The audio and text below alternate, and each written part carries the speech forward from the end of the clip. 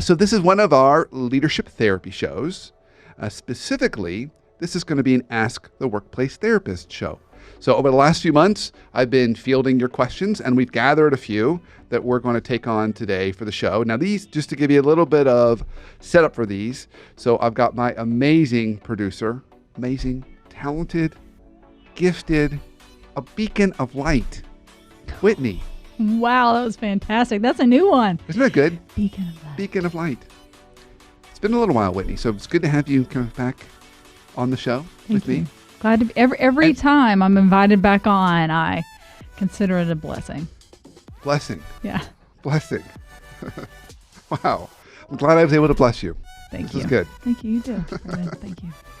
So as I was saying, these are all the Ask the Workplace Therapist questions that have come in. Yes. And for the particular set we're using today, I have not read these. So I've just sent them on to you and to Emily, my creative director, so to kind of get these all kind of ready for us.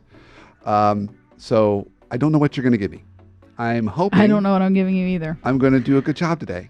Me too, Brandon. I'm going to let you all who are listening and viewing this be the deciding vote. So let's go. Are you ready? I am. Or am I ready? I just wanted to give a disclaimer that I am not Alex Trebek. So he's really good at reading stuff. No, sorry. That was fantastic. I couldn't have planned that any better myself. That was very good. Very good, Brandon. You're welcome. Okay. That's my only Alex Trebek. Are you ready for the first I'm ready. question? Yep. Dear Workplace Therapist. Okay. I'm good so far. After working on boundary setting and individual therapy because of some spectacular burnouts in my professional past, I've endeavored to set better boundaries in this new job that I have that means a great deal to me. My efforts to set those boundaries or clarify expectations have been met with increasing anger from my boss, as she seems to grossly misunderstand what I'm trying to say and sees my explanations as excuses. Her responses to what I say and to my emails read and ask for guidance and improvement benchmarks. She says that I obviously just don't want to succeed. If I send her a time log, a different task, and ask if she sees anything, if I send her a time log of different tasks and ask if she sees anything that's taking longer than expected so I can know where to best focus my efforts, she writes back about how those different tasks are paid. I'm very confused, but every attempt of mine to ask for clarification makes her angrier, and she answers about something not related to what I've asked. I've had similar issues with other bosses. I realize the common denominator is me and my communication style, but I don't know where to look for guidance. What language should I be using to construct and enforce boundaries? How do I get clarification without offending? It's like the harder I try to be genuinely respectful and professional and collaborative, the more I'm accused of being lazy or sneaky or making excuses. Please help. Signed, it's not you, it's me. Okay. That was a lot. I only sobered it's a once. lot. It's a lot. But we're going to talk about this. So Yeah. this is, see, you've heard me talk about this and preach about this. She did. She had your key words, clarify expectations. Clarify. Yeah. Clarity. Now, you can screw this up.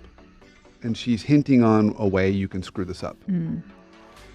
So to clarify expectations, so I want everyone to listen real close. To clarify expectations, you want to make sure you're doing it at the very beginning. That's the only time you can really clarify expectations. Okay.